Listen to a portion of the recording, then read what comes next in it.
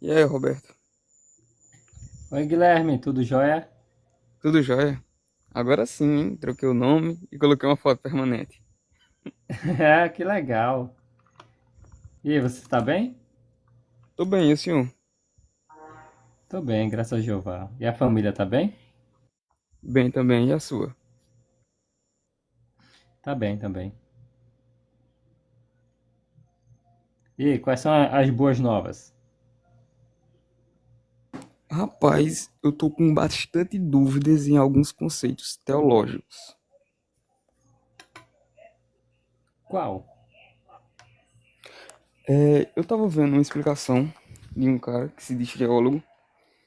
Eu não sei se tu viu o canal dele, ele é um ateu. E ele fica provando coisas da Bíblia, como ele prova que não existe trindade, tá entendendo? Hum. Aí ele disse o seguinte, que o livro de Apocalipse, ele não é um livro futurista. Ele é um livro que descreve o presente do apóstolo João. Hum. Tu lembra o nome dele? E ele, rapaz, deixa eu lembrar aqui. Cali, Hum. é o Cali. Aí, e ele disse o seguinte, que em Apocalipse 17 tem a Babilônia, que é aquela segunda mulher, que é aquela prostituta. E ele fez uma analogia falando que aquela prostituta é o Império Romano.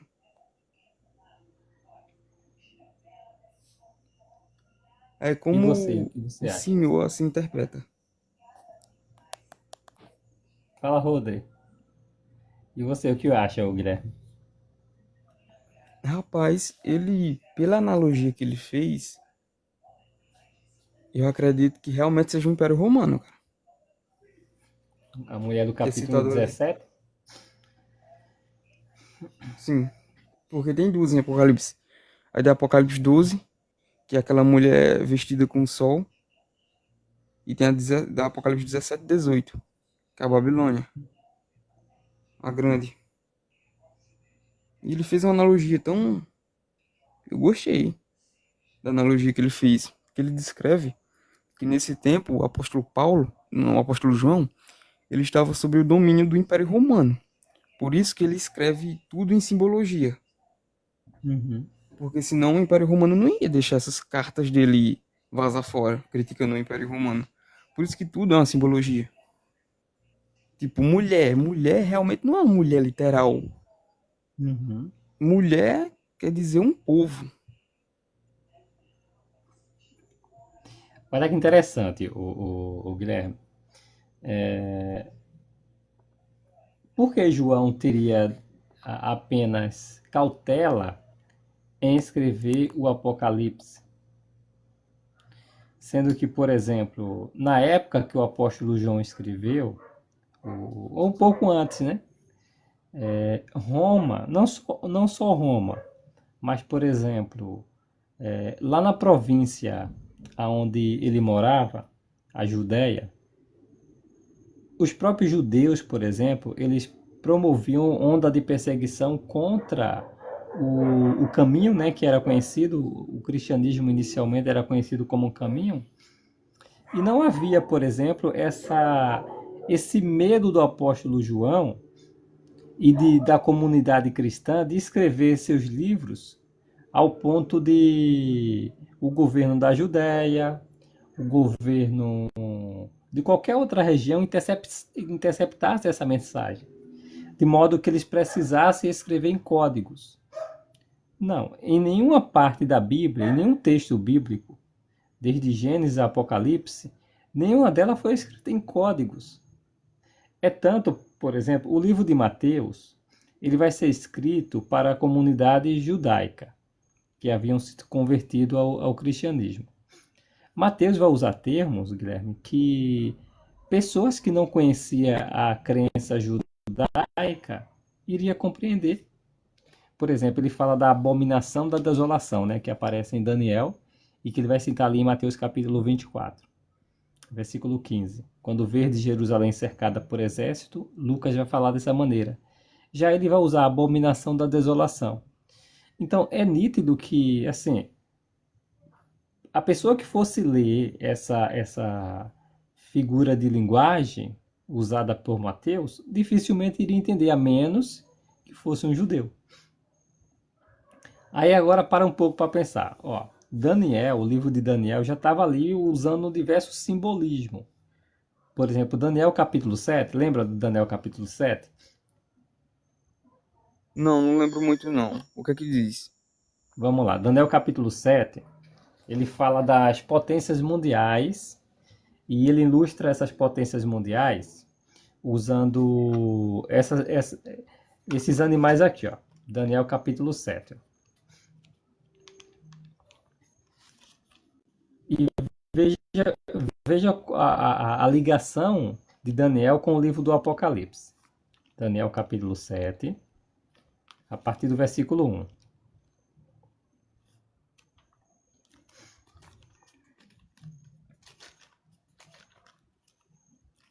Fala, Marcos. Tudo bem, Marcos? Ó, Daniel capítulo 7, versículo 1 diz assim, ó.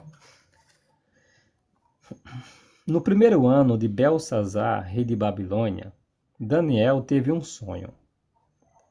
E visões passaram pela sua mente enquanto ele estava deitado na sua cama. Aí ele vai contar o sonho.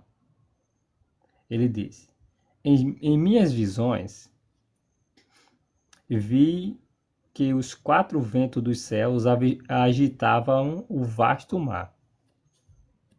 Oi, Paulo Henrique, boa noite. Aí ele diz, olha, e quatro animais enormes saíram do mar. Eles eram diferentes um dos outros. Então Daniel teve uma visão, um sonho, né? Em que o mar, olha só, o mar estava agitado. E do mar saía quatro animais, medonho. Aí ele descreve, o primeiro é um leão com asas. Olha que curioso, tá, Guilherme? O primeiro é um leão com asa. O segundo é um urso que tem 3 costelas na boca e ele está erguido de um lado. O terceiro é um leopardo com 4 cabeças e 4 asas. O último é um animal não descrito, pertencente à fauna. Ele diz que é um animal tremendo e com 10 chifres. Olha que interessante. Aí no versículo 17 ele explica o que significa esses animais. Ele diz assim: esses animais enormes, 4 ao todo, são 4 reis que se erguerão da terra. Rei ou reino, né? A palavra Meller, ela significa rei ou reino, dependendo dos pontos que é colocado embaixo. Então são potências mundiais. Boa noite, gente, para vocês que estão chegando. Agora veja que curioso, o Guilherme, no capítulo 13 de Apocalipse, ó. Vamos para Apocalipse capítulo 13. A minha Versículo 1 Bíblia diz também. assim, ó. Ele ficou parado na areia do mar, que ele é o diabo. Eu vi uma fera, em algumas traduções da besta, né? Therion em grego. Subir do mar. De onde saiu a fera? Do mar. Do mar. Daniel viu 4 animais saindo da onde? Do mar. Do mar. E aqui ele só viu apenas uma fera saindo do mar. Mas olha que curioso. Com 10 chifres. Daniel viu alguma fera que tinha 10 chifres? Viu um Viu. animal que não tinha na fauna. É a última, né? Ele Uhum. descreve um animal medonho, assustador, com 10 chifres. E aqui essa fera tem 10 chifres. No versículo 2 diz assim: a fera era semelhante a um leopardo. Daniel viu alguma fera semelhante e parecida com o leopardo? Viu. Viu. Aquela fera de 4 cabeças, né? Que representa na Aham. época o Império Grego. Continuando, ele disse: mas os seus pés eram como os pés de urso. O profeta Ele Daniel também viu sentiu o algum? urso. Ele viu, Viu o sim, urso. o urso que representa a Medopeça. Aí continuando diz assim, e sua boca era como boca de um leão. Viu também o leão. Lembra? Então Daniel viu 4 animais separados. E aqui no livro de Apocalipse ele está vendo todos os mesmos animais, mas Em agora um só. todos reunidos em uma única fera. Coincidência, o Guilherme? Não, coincidência. Não é coincidência. Ele sai do mar, tem essa aqui tem 7 cabeças, tem 10 chifres. Então essa ligação não é coincidência. Então João não estava usando uma figura de linguagem para esconder isso do Império Romano. Não, porque quem quisesse saber sobre fera aqui, só era ler Daniel. Interessante que a última fera mencionada ali, que não é ele não descreve essa fera pertencente ao reino animal, ele só diz que é um animal medonho, é, assustador. Aquela potência ali, aquele animal representa o Império Romano, por exemplo. Ali representa o Império Romano, que sucedeu o Império Grego. Entendeu? Entendi. Aí, isso é um exemplo para você, tá? Para você entender que aqui o Apocalipse não tem fios soltos. Os personagens não estão aqui de maneira aleatória. Não, eles estão aqui porque ele tem uma configuração puramente do Antigo Testamento, puramente judaica. Vou te dar outro exemplo. Boa noite, gente. Bruno, Maria Eduarda. Vou te dar outro exemplo aqui. No capítulo 11 de Daniel, acho que você já ouviu falar das 2 testemunhas, já. Assim, as duas testemunhas. Que faz fogo cair do céu, que elas são mortas. E depois de 3 dias, entra espírito nela e ela revive. O Apocalipse não tem fio solto. Fala, Mateus, o Shalom. Não tem um fio solto. Olha que interessante. No versículo 4, 11:4 diz assim, ó, essas 2 testemunhas dizem assim, elas são simbolizadas pelas 2 oliveiras e pelos 2 candelabros. Agora olha a expressão. E estão em pé diante do Senhor da terra. Que curioso. Quando você vai para desculpa, Zacarias 4:18, olha que curioso, olha só. Olha essa expressão. Elas, as 2 testemunhas são simbolizadas por 2 oliveiras, por 2 candelabros e que estão em pé diante do Senhor da terra. Aqui em Zacarias 4, para você entender como está linkado o Antigo Testamento com o chamado Novo Testamento, né? Que não tem isso de novo e velho, né? As escrituras hebraicas e as escrituras gregas cristãs. Olha só que interessante. Eu vou ler a partir do versículo 18. 4 de Zacarias, o versículo 11 diz assim: Então eu lhe perguntei, o que representam essas 2 oliveiras, uma à direita e outra à esquerda do candelabro? Que curioso, olha. Perguntei também, o que representam os 2 feixes de ramos das oliveiras, que estão derramando o líquido dourado por meio de 2 tubos de ouro? Então ele me perguntou, você não sabe o que essas coisas representam? Eu respondi, não, meu senhor. Olha que interessante. Ele disse, esses são os 2 ungidos que estão de pé ao lado do Senhor de toda a terra. Aqui representava Zorobabel e Josué, que eram os ungidos, que tomavam a liderança na adoração pura na época, quando os judeus retornaram do cativeiro babilônico, foram para sua pátria em Jerusalém e restauraram a adoração pura. Zorobabel e Josué, eles eram os líderes ali que estavam encabeçando a obra. Então as 2 oliveiras representavam esses homens e todo aquele que estavam ao redor dele, ajudando-os como líderes. Então as 2 testemunhas de Apocalipse capítulo 11, ela se refere ao grupo de ungidos também, de cristãos ungidos, e que lideram a obra mais importante, que é de Mateus 24:14, de pregar as boas novas do reino de Deus em toda a terra habitada antes do fim desse sistema.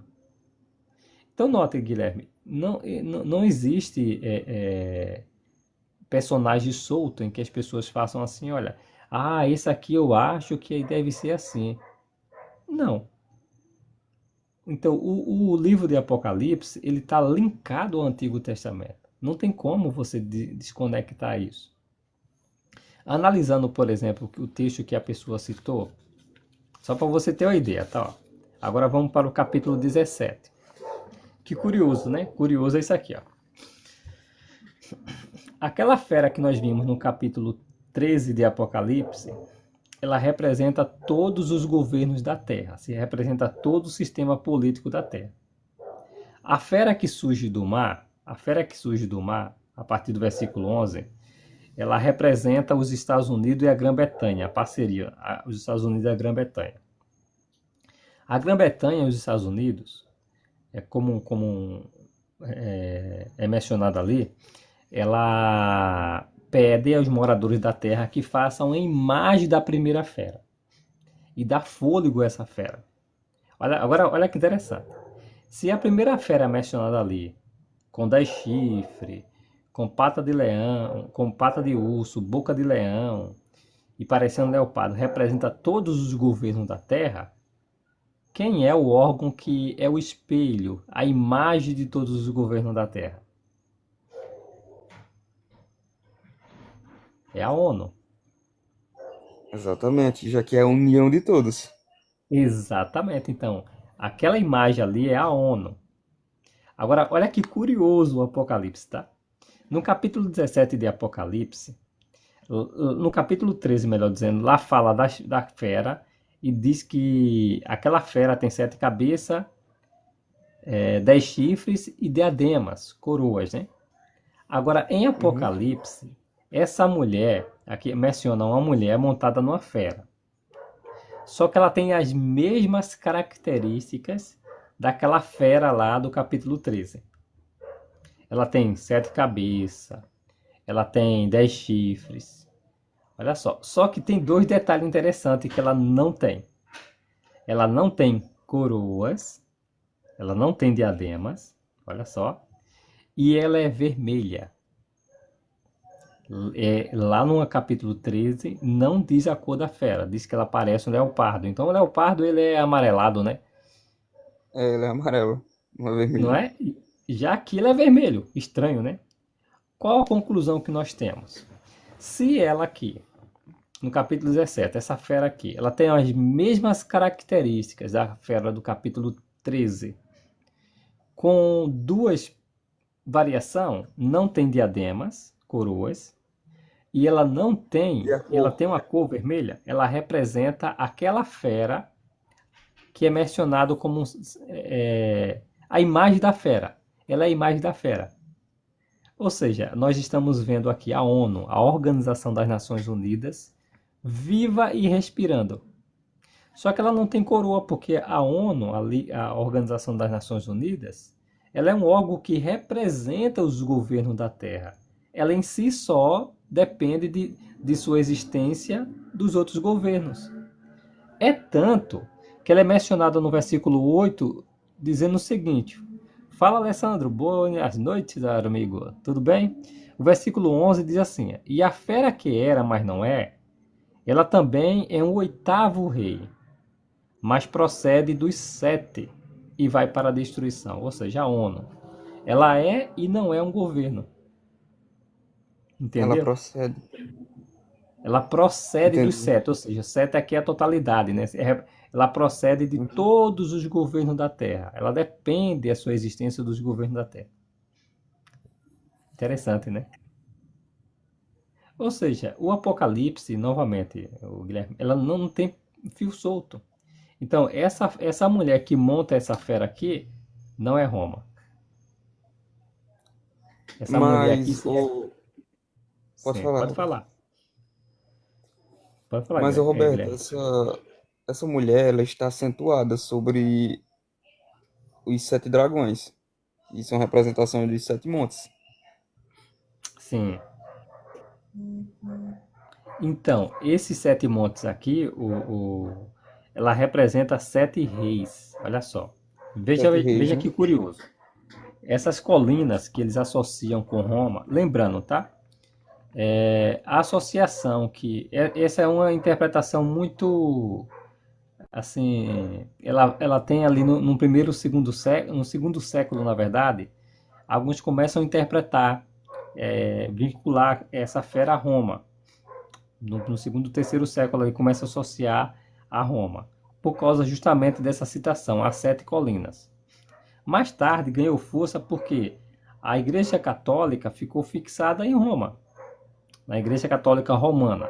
Então muitos tendem a associar essa fera, essa mulher, como sendo a Igreja Católica. E outra Só coisa, que tem um Roberto. detalhe. Oi? E outra coisa, Roberto, fala que essa mulher ela está embriagada com o sangue dos santos. Aí muita gente Sim, fala que pode ser Roma por conta de que o sangue dos primeiros cristãos eram derramado no Coliseu. sim, Por isso sim, que sim, fala que sim. ela está embriagada com o sangue dos santos. Só que, olha que interessante, o Roma, deixa eu primeiro fazer alusão a você para você entender que essa mulher aqui, ela não pode ser o império político. Ela só pode ser o império comercial. Roma é um império político, não comercial, nem Justamente. religioso. Por quê? Olha só, essa mulher aqui é um império religioso, não é comercial nem político. Por quê? Olha só, no capítulo 17, diz que no capítulo 17, versículo 15, diz assim: a mulher que você viu representa a grande cidade que tem um reino sobre os reis da terra. Ou seja, se ela é um reino que tem domínio sobre os reis da terra, se trata de um império. Não é um rei que domina outros reis, um reino que domina outros reinos é um império. Nós temos 3 tipos de impérios: império político, império religioso e império comercial. Os 3 tipos de império que nós temos na Terra. Olha que curioso. Então, quem é essa mulher? Ela é um império. Sabemos que ela é um império, que ela domina sobre reis. É um império. Agora, será que é um império político? Não. No capítulo 18,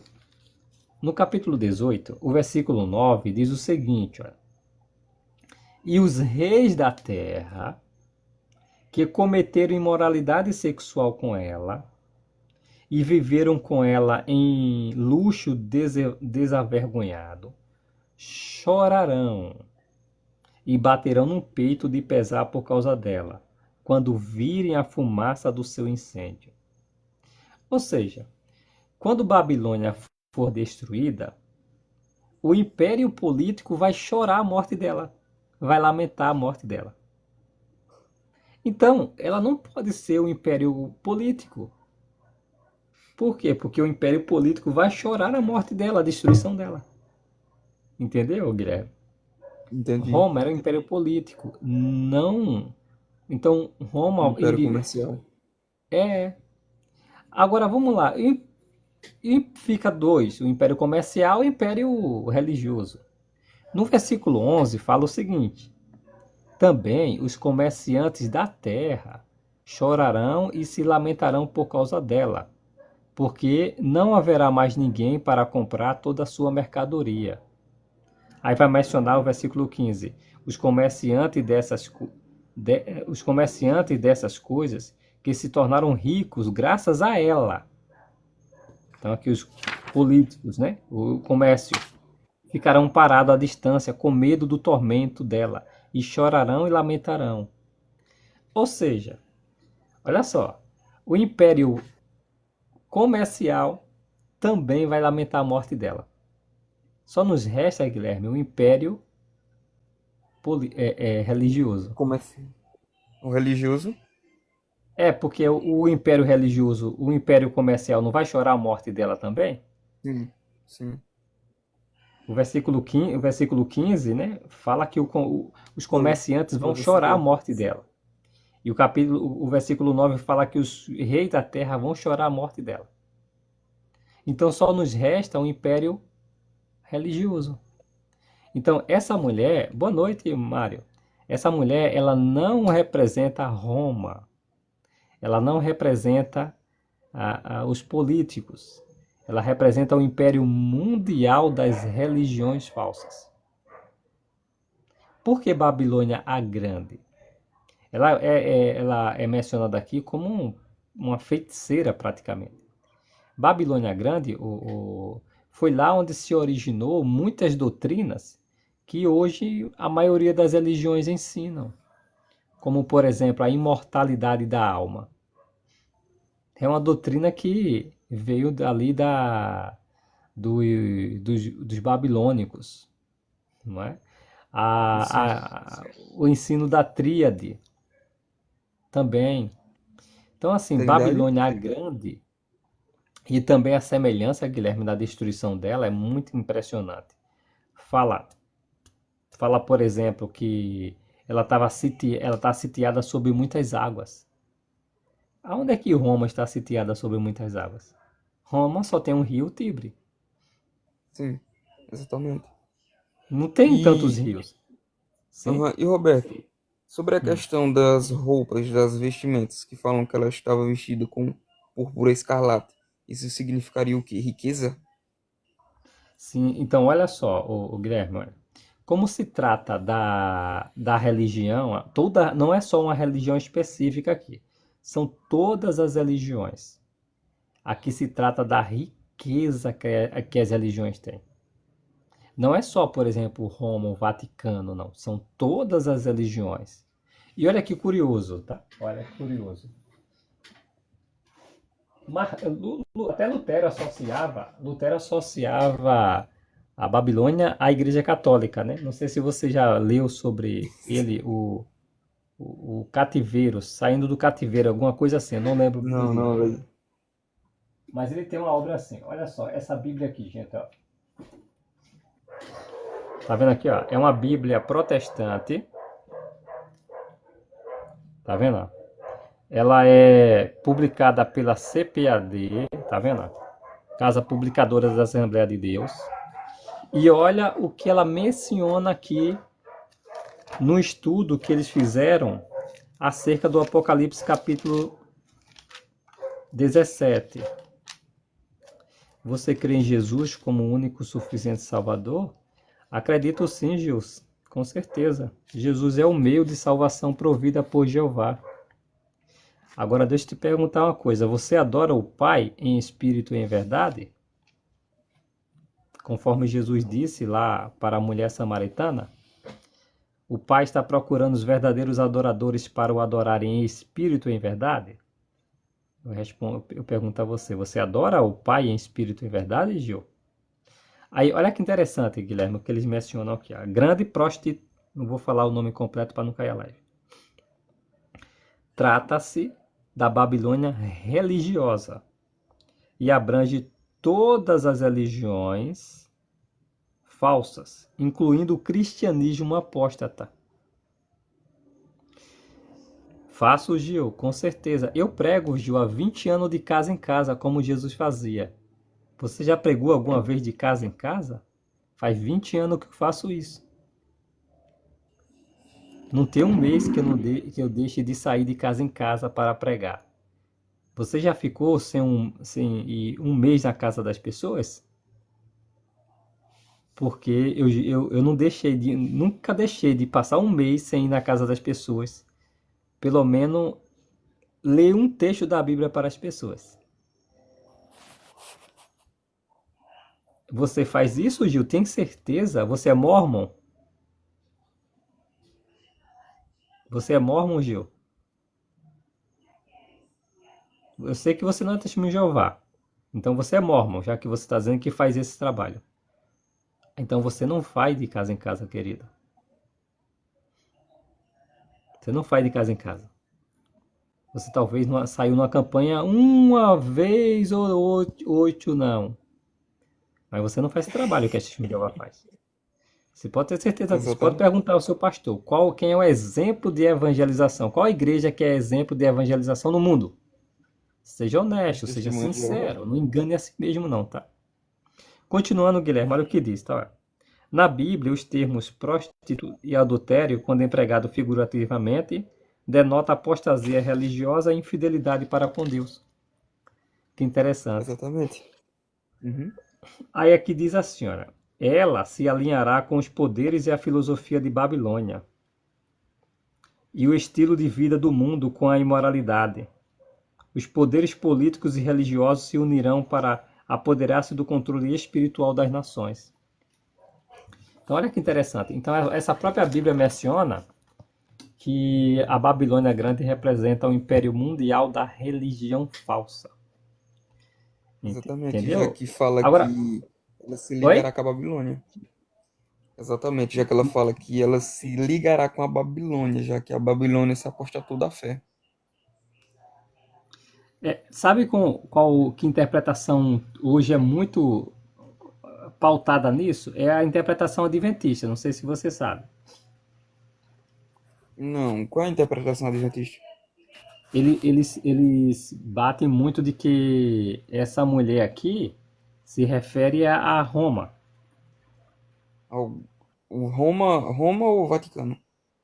Roma mesmo, Roma. Sei. O que eu mais vi foi falar que era o Vaticano, porque eles faziam esses tipos de simbologia sobre os montes, na hora que ela estava situada, já que o Vaticano, Roma, está situada sobre um dos montes, entendendo? É só que o detalhe, né? Não, o Vaticano não está nesse nenhum desses montes, né? Lembrando, né? É Roma, Pega pra você ver, o Vaticano não está nesse monte, nenhum desses montes. É um monte à parte. sim. A Roma, que está situada sobre um, não é Não, sobre os sim, sete. Roma são as sete colinas, né? Sim. Ah, Roma são não, as sete colinas. Roma tem as sete colinas, o Vaticano ele não está em nenhuma. Não, tá não. Tá à E parte. lá é citado que a mulher está acentuada, Então, tipo, sentada sobre os sete. então, o Vaticano não tá nenhum dos sete ali.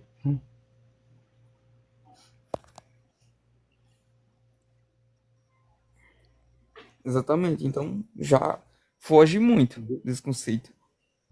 Então, tem algumas interpretações. Porque assim, ó, no segundo século em diante, quando o Apocalipse permeou, começou a até surgir imagens de uma fera, por exemplo, e de uma pessoa montada numa fera. Nunca de uma mulher. Até o Rodrigo Silva, que é um pastor adventista, tenta pegar os Eu João e conheço. Moedas e fazer uma alusão a isso, só que não, tá? Tem algumas coisas que é muito anterior a esse período e não tem nada a ver com a Roma e com o Apocalipse. O que vai ter a ver com o Apocalipse, aí já é medieval, período medieval, algumas coisas assim. Aí vão linkar muitas coisas ao Apocalipse, que o Apocalipse já era pregado como um livro aceitável. Então, nessa época eles promoviam muito isso, entendeu? Mas, novamente, né, quando você linka o Apocalipse com todo o restante das escrituras, não faz sentido. Aí, explicando direitinho para você aqui, quando fala no capítulo 17, voltando aqui o capítulo 17 de Apocalipse, não é, Jamil? 17 de Apocalipse diz assim, ó.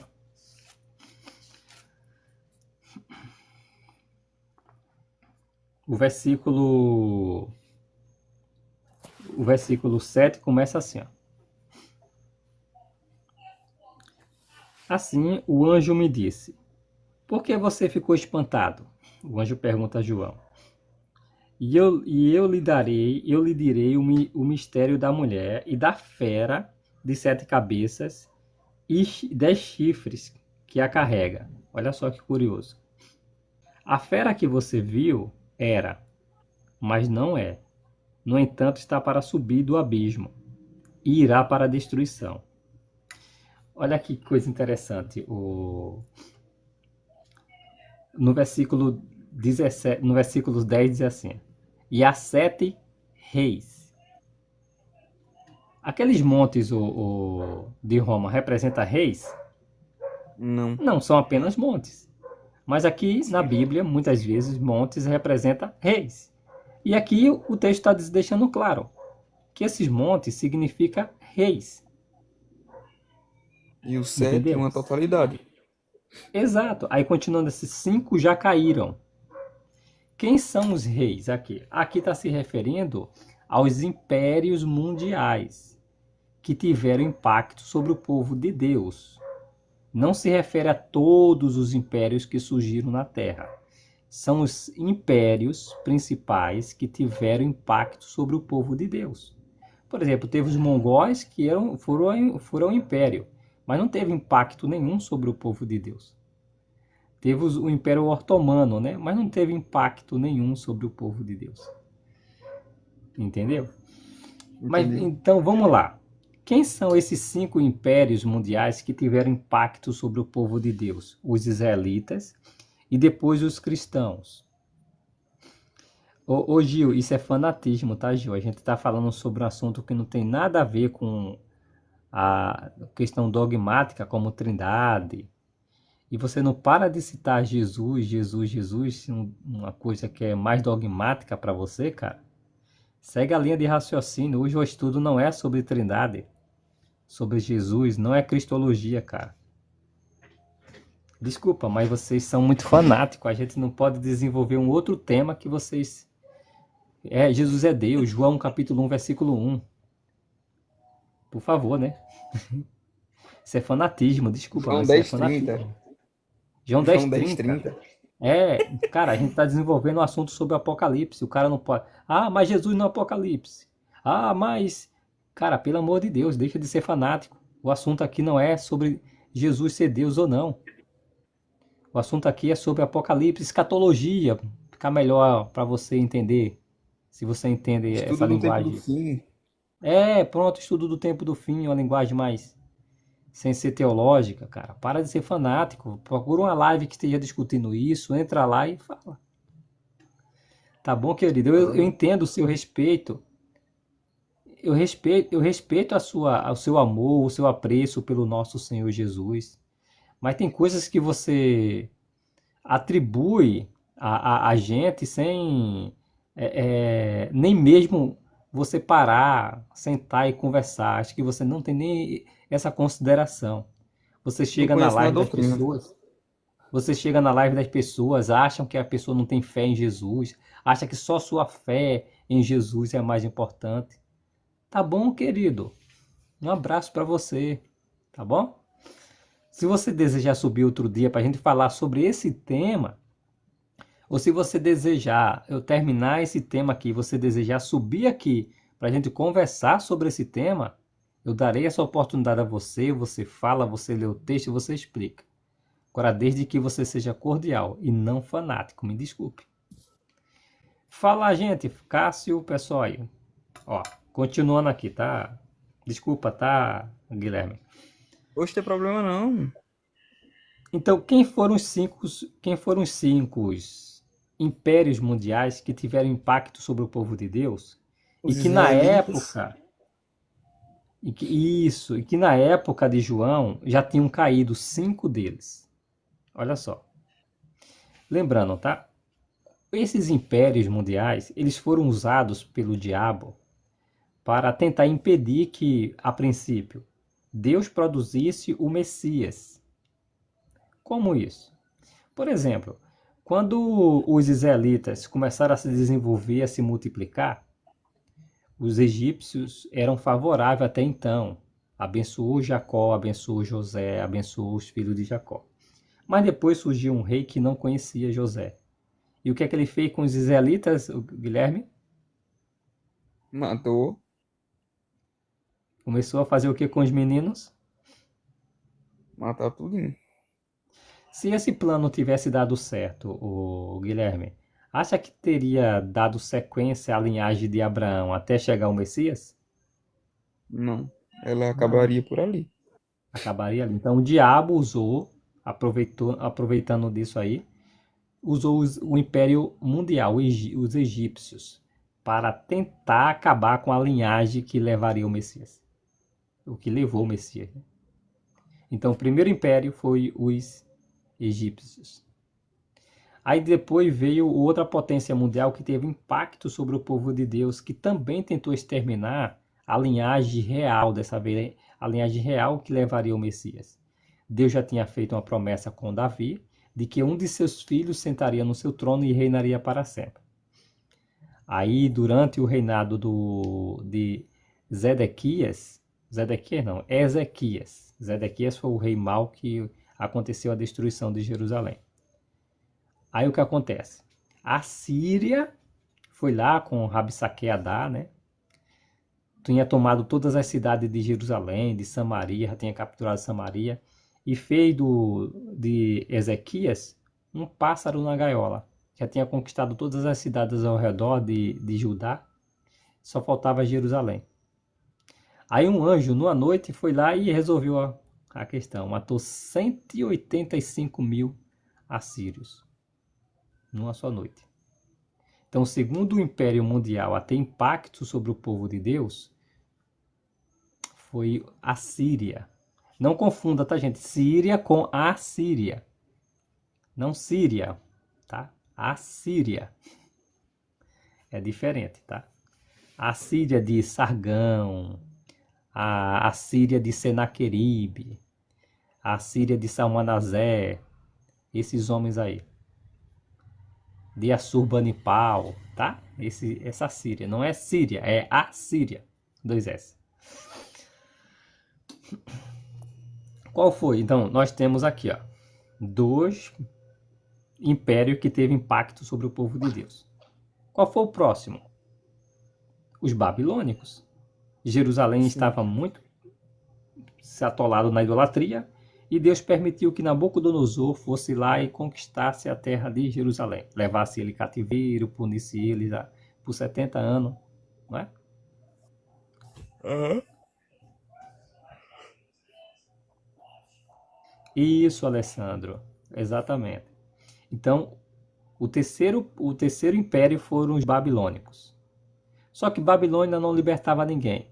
Aí Deus teve que usar os persas, os medos e os persas se juntaram, formando uma única potência mundial e foram lá e libertaram o povo de Deus do cativeiro. 537, né? Ciro foi lá e disse: olha, vocês podem voltar para Jerusalém, reconstruir sua pátria, e nós vamos fornecer materiais para vocês construir uma casa para o Deus de vocês. Então, a outra potência mundial que teve impacto sobre o povo de Deus foram os medos e os persas. Medo-persa, né? Então, é o quarto império. E o quinto? Depois da Medo-Pérsia veio o Império Grego. O Império Grego. Em Jerusalém, por exemplo, o historiador Flávio Joséfo menciona que quando Alexandre chegou a Jerusalém, os sacerdotes abriram as portas e entregaram a ele o rolo do profeta Isaías. E mostrou a ele a campanha que falava da campanha de Alexandre o Grande. E por isso Alexandre foi bem bondoso com os sacerdotes e com Jerusalém. Olha só. Depois, com o tempo, os gregos tiveram muito mais influência, né, sobre, por exemplo, os macabeus, tiveram aquela guerra ali, que é registrada no 1ª e 2ª Macabeus. Terceiro e quarto, já que eles têm 4 livros, né? Tem terceira e quarta, né? Verdade. De Macabeus. Então, olha só. Aí, quais foram as 5 potências mundiais que tiveram impacto sobre o povo de Deus até então? Foram essas 5, olha. O Egito, a Síria, Babilônia, Medopécia e Grécia. Aí João diz assim, a frase tem assim: um é ou um existe.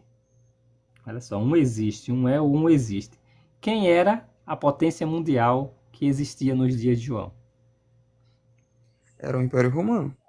Era o Império Romano. Então João disse: um existe. O outro império ainda não chegou, mas quando chegar tem que permanecer por pouco tempo. E a fera que era, mas não é, ela mesma, o 8º rei, procede do 7 e vai para a destruição.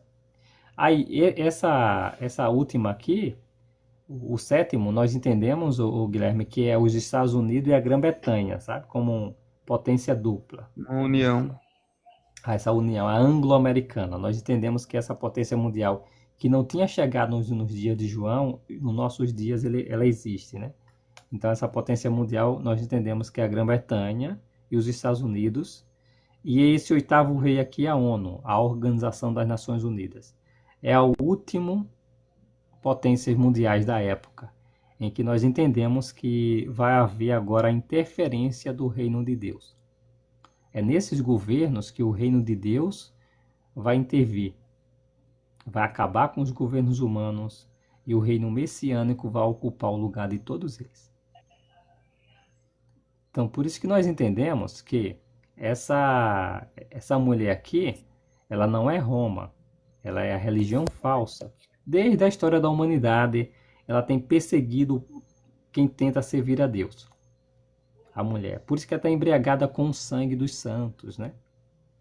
Sim. Essa mulher. Porque é a Próprio religião falsa. A religião falsa sempre se opôs àqueles que desejam praticar adoração pura. E a Entendeu questão aí, das Paulo? vestes é a riqueza. É a riqueza. Aí o que acontece? O que nós entendemos, Guilherme? Em breve vai acontecer o seguinte. Ó. Versículo 15 menciona o seguinte. Versículo 16, melhor dizendo. Também, né? Ali entra Daniel, capítulo 11. As batalhas do rei do sul e do rei do norte, né?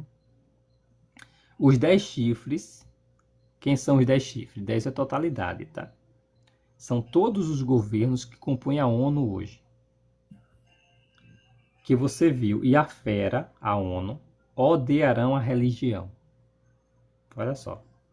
Então vai chegar uma hora em que a ONU, junto com os governos da Terra, vão odiar a religião. Já pensou? Aí diz o que é que ela vai fazer. O que é que a ONU e os governos da Terra vão fazer? Eles a deixarão devastada e nua, e comerão a sua carne, queimarão completamente no fogo. Então nós entendemos que os governos da Terra, junto com a ONU, vai destruir toda a religião na Terra. Isso é o que Jesus falou em Mateus 24, 21, como sendo a grande tribulação, Guilherme. É a maior tribulação que a humanidade já enfrentou. E vai iniciar quando os governos da Terra derem poder à ONU para ela acabarem com a religião. Já E pensou? quanto tempo durará a grande tribulação? 7 anos? Nós não sabemos. A Bíblia não diz quanto tempo durará a grande tribulação. Essa interpretação que você mencionou aí, de 7 anos, ela baseia numa base muito frágil de interpretação, que é a... Se eu não me engano, é aquela base que eles falam assim, que é um tempo, 2 tempos e metade de um tempo, não é? Mas a base principal deles é Daniel, a última semana de Daniel. Eles entendem que aquela última semana de Daniel é escatológica, ou dos últimos dias. Não, não é. As 70 semanas de Daniel é messiânica e não escatológica. Então já foge. Já foge. Ela é messiânica, não é escatológica. Então, E se essa você ideia de tenta 3 encaixar, anos não cabe. não cabe. Essa ideia de que não, é 3 anos e meio de paz, 3 anos e meio de guerra, não tem na Bíblia. De que o anticristo vai reerguer um templo lá em Israel, não tem nada disso na Bíblia. É interpretação pessoal. É uma interpretação muito frágil. É uma interpretação, mas é uma interpretação muito frágil, baseada nas 70 semanas de Daniel. A última semana. É tanto, se você for lá para Daniel, o Messias ele é morto dentro da última semana, provando que a última semana ela é messiânica e não escatológica. Sem falar que a profecia ela é dividida das semanas, elas são divididas em 3 etapas: 7 semanas, 62 semanas e a última semana. Da primeira etapa, das 7 semanas para as 62 semanas, não há intervalo.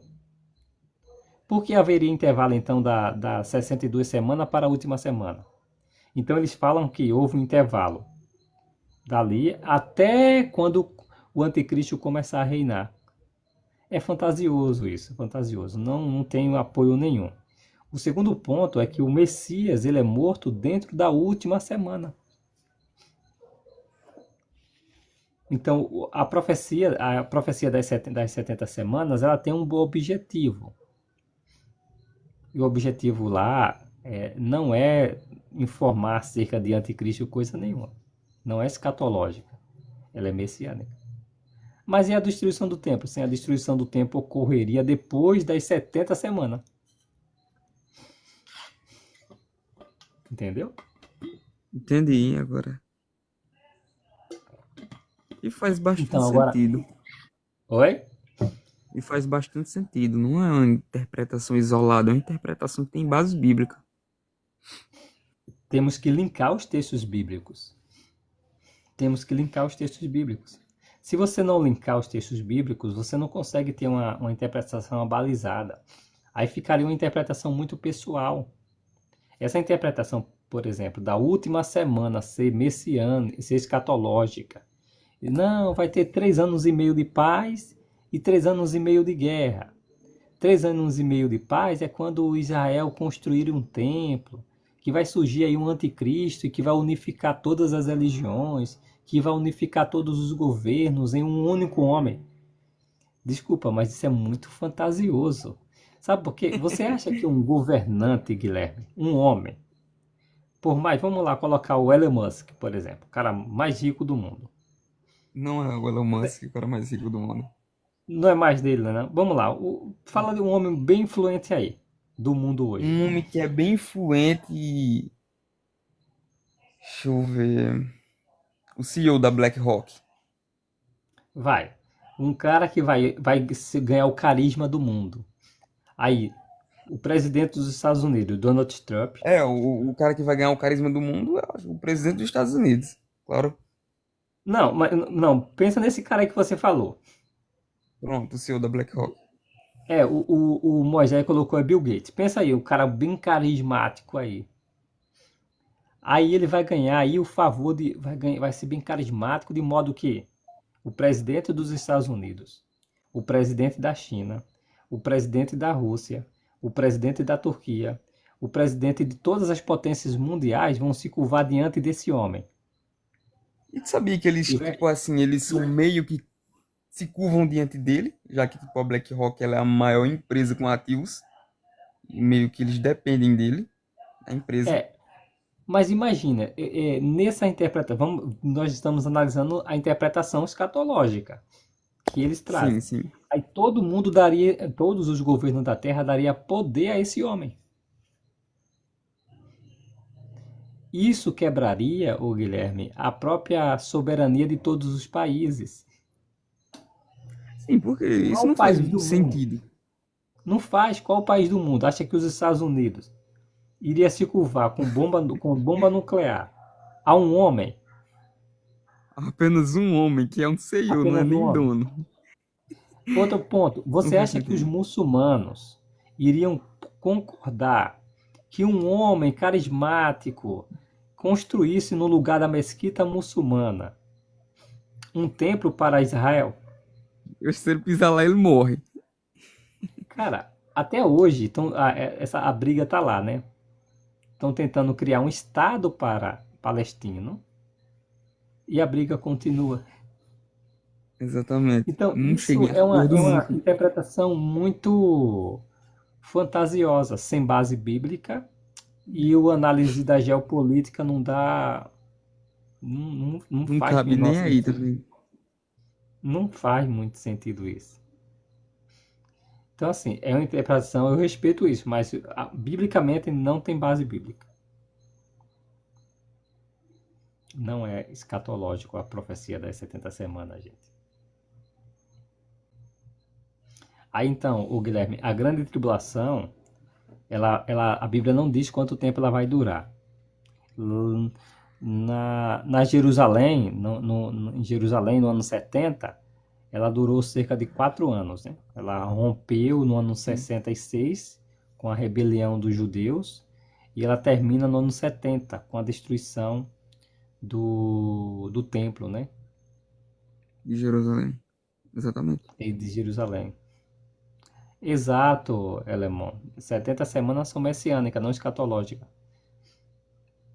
Você tem alguma ideia de quando?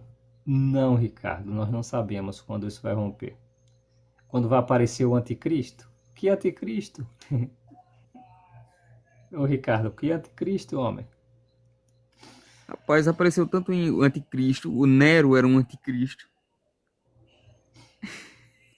É assim, ó, na verdade, é assim, Nero, as pessoas colocam Nero como anticristo, não é? Porque Exatamente. Nero, ele perseguiu os cristãos. Ele Mas foi o que Nero mais não, perseguiu. na verdade, não foi Nero o mais que mais perseguiu. Não foi Nero? Foi não, foi Diocleciano. Nunca ouvi falar. Diocleciano, ele promoveu a, a perseguição mais organizada contra os cristãos no primeiro século. Então o Nero já perdeu o cargo dele de anticristo, já Sim, caiu para outra sim. pessoa. Ó, para você ter ideia, Nero, ele vai, a perseguição de Nero contra os cristãos, ele fica mais apenas ali lá em Roma, porque a história menciona o seguinte, que aconteceu Roma pegou fogo, alguns atribuem a Nero, mas aí existe debates acerca disso. Mas então disseram o seguinte, olha, vamos arrumar um bode expiatório. Acredita-se que Nero tenha feito isso. Mas ainda é debate, tá, gente? Aí ele culpou os cristãos, que eram encarados até então como a escória do mundo antigo. Então houve uma perseguição contra os cristãos. Mas essa perseguição não permeou por todo o Império Romano. O Império Romano era extenso, muito extenso. Foi só apenas uma pequena parte. Foi uma pequena parte. É como, por exemplo, quando Cláudio é depois, né? Você tem na verdade, um pouco antes de Nero. Um pouco antes, valeu, Alessandro, boa noite. Um pouco antes teve Cláudio. Cláudio, por exemplo, ele perseguiu os judeus. Mas ele perseguiu os judeus em todo o Império Romano? Não. Ele perseguiu os judeus apenas em Roma. É tanto que lá em Atos dos Apóstolos menciona que Cláudio ordenou que todos os judeus saíssem de Roma.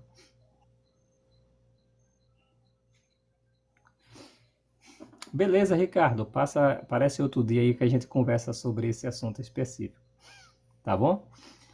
Então, mas quem fez a perseguição mais cruel contra os cristãos foi Diocleciano. Depois você pesquisa.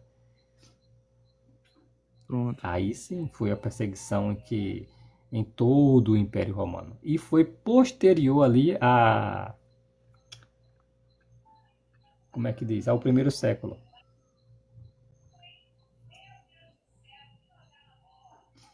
Boa noite. Aí depois veio um imperador mais bonzinho, que foi Constantino. É, ele não foi bonzinho.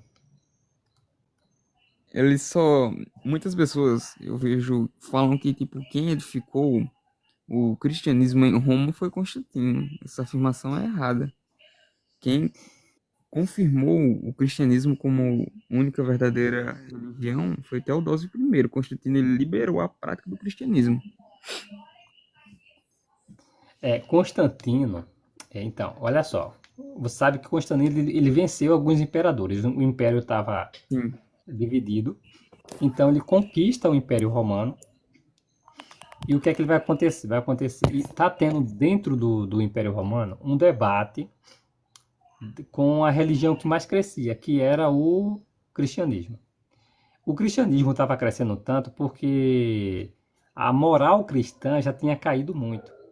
Diferentemente do que era no primeiro século, para ser cristão na época no terceiro século, quarto século, já não era tão difícil assim, entendeu? Era muito E, fácil se tornar Roberto, cristão. Então, outra coisa. Eu vi uma citação faz um pouco de tempo que eles falavam que o cristão, ele era o sangue do cristão, ele era como semente. Quanto mais derramava, mais surgia, mais brotava. Tipo, sim, representando sim, um crescimento exponencial do cristianismo. sim, sim. Então, até ali, no início do cristianismo, de fato era assim.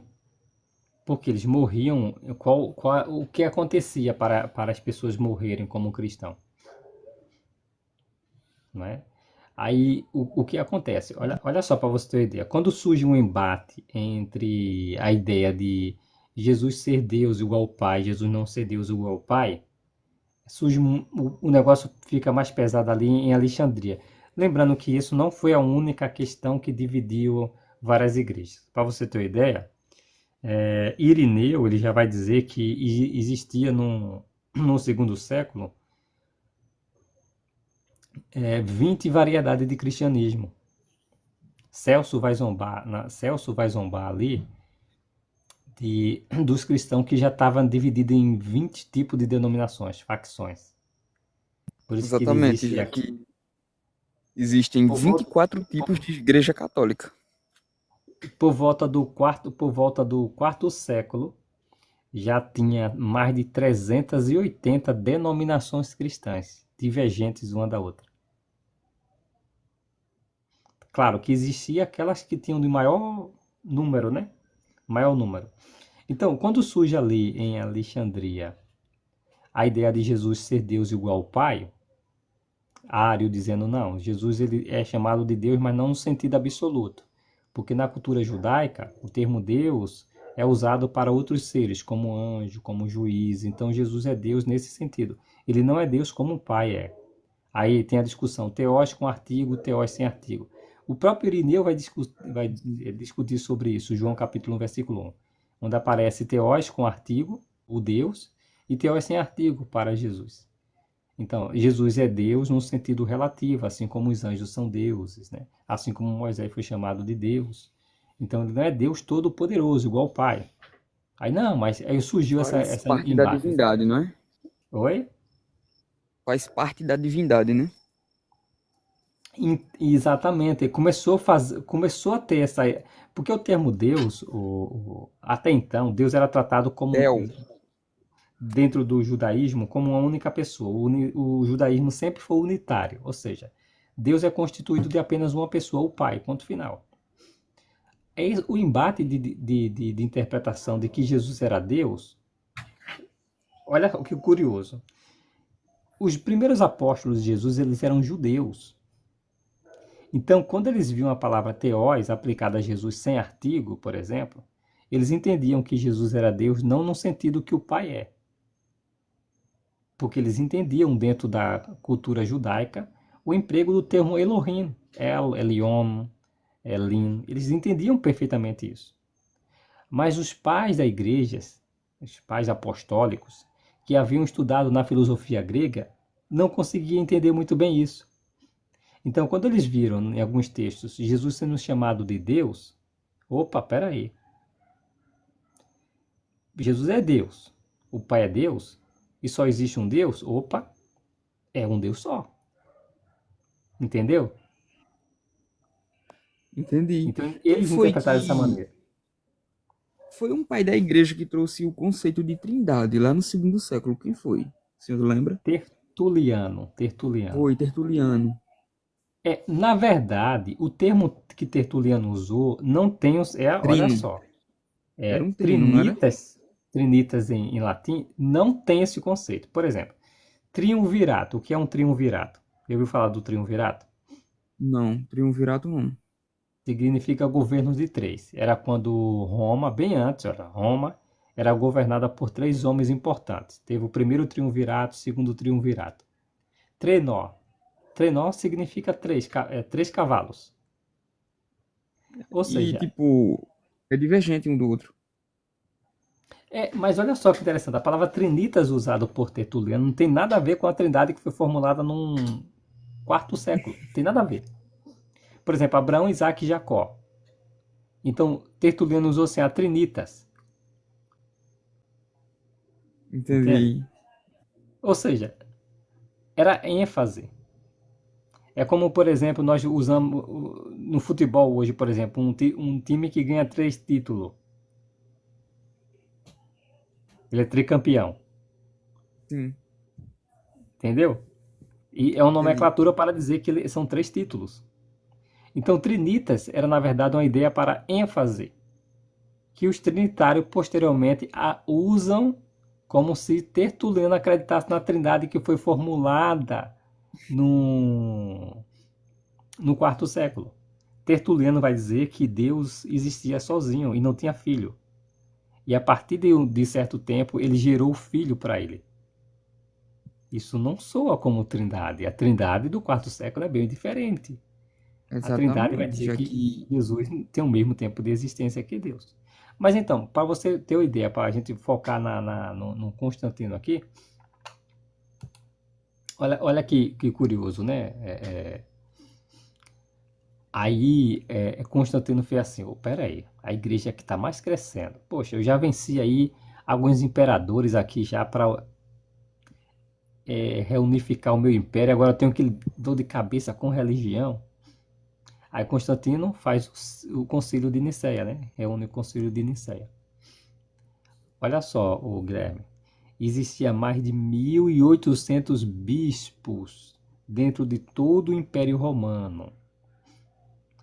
Todos eles foram convidados para esse embate. Era o concílio, né?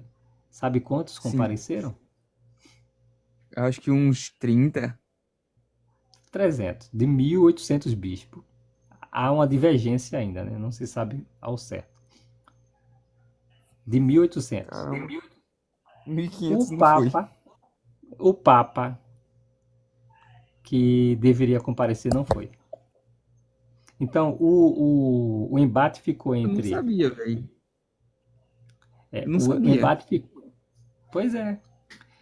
O embate ficou. Agora, olha que curioso, tá? Você tem, por exemplo, quem presidiu a reunião lá, o Concílio de Nicéia, Ósio de Córdoba, tá? Você tem Eusébio de Nicomédia, você tem Eusébio de Cesareia, e tinha Sim, outros sim, já lá. ouvi falar.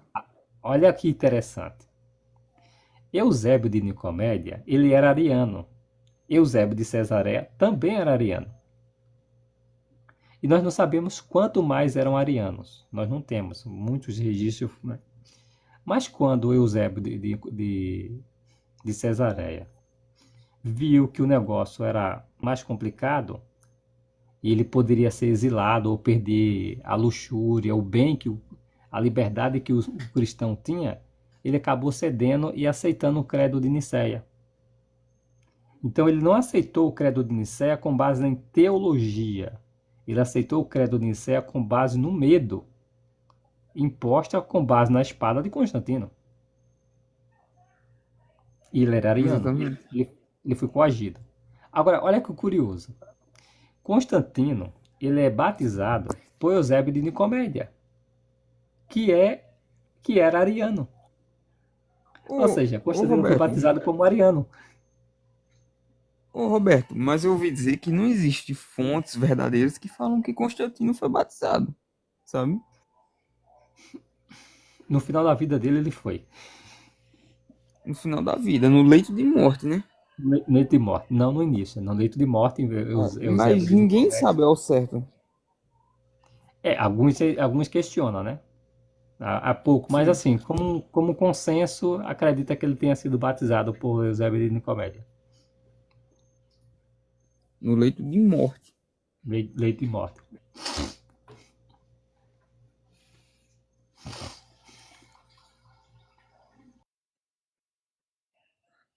E pra você ver, eu nem sabia que nem o Papa tinha comparecido a essa reunião, que foi o Concílio de Nicéia. E eles definiram o que no Concílio de Nicéia, que eu não me lembro. Não foi o cânon bíblico, não foi?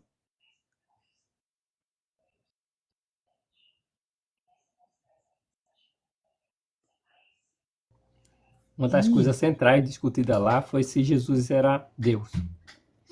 Teve Ah, outras a coisas, Trindade. teve outras coisas a serem discutidas, né? Como, por exemplo, a data da Páscoa, teve outras questões debatidas, mas o ponto central da Nicéia é Jesus ser consubstancial com Deus.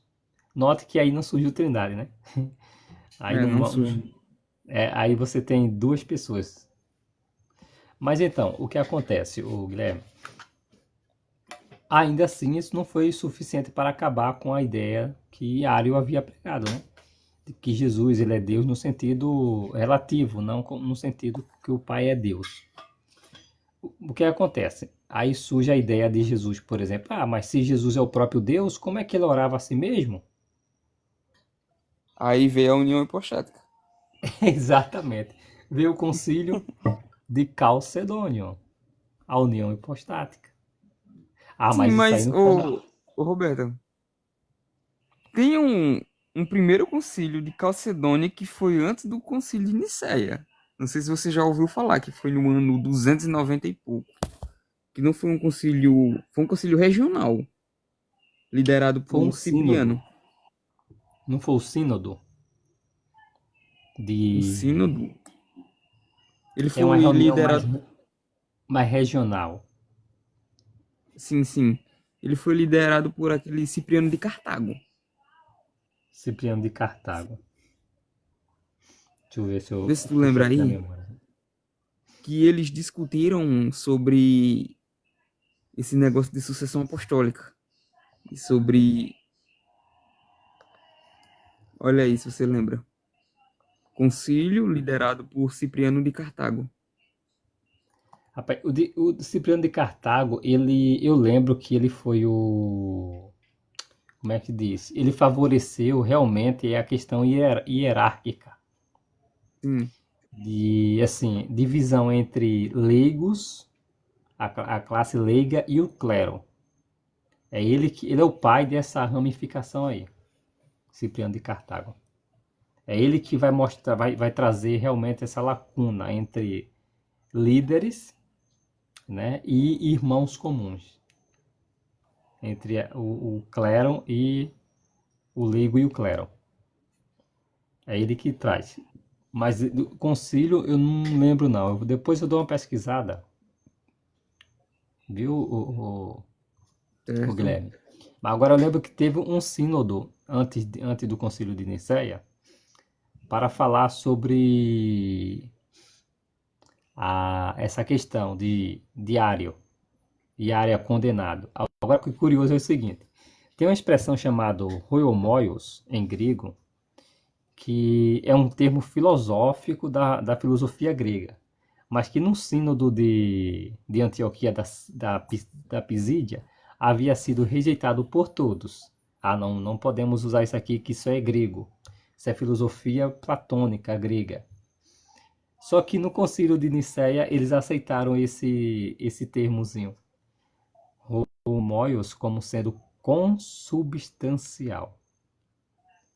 Aí veio a ideia de que Jesus era consubstancial ao Pai. Mas lembrando, ele sabe muito bem que isso é uma filosofia grega.